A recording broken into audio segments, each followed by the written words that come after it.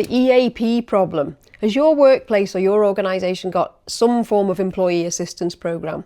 They usually got a poster up in the toilet or a poster up in the coffee room saying how to access different levels of support. And they'll vary. They're going to vary a whole lot within different organisations.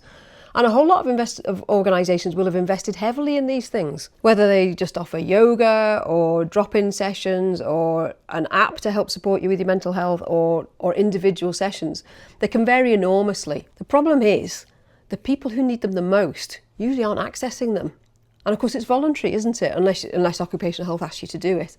So you tend to find that the people who have the headspace, the people who have the time, and the people who have the motivation are the ones doing the yoga, the ones doing the Pilates, the ones doing these other bits and pieces. And they love it. They absolutely love it. And quite right. So they should. Yoga is brilliant.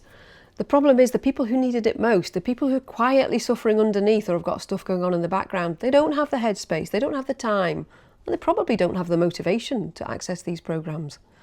So superficially, they're a tick box, they're doing the right thing, and they are good. They really are good.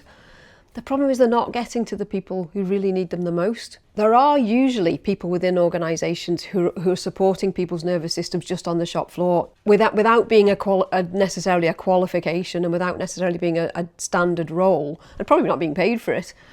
But there usually is somebody like that in different teams. We rely on them really heavily until the point that they're not there.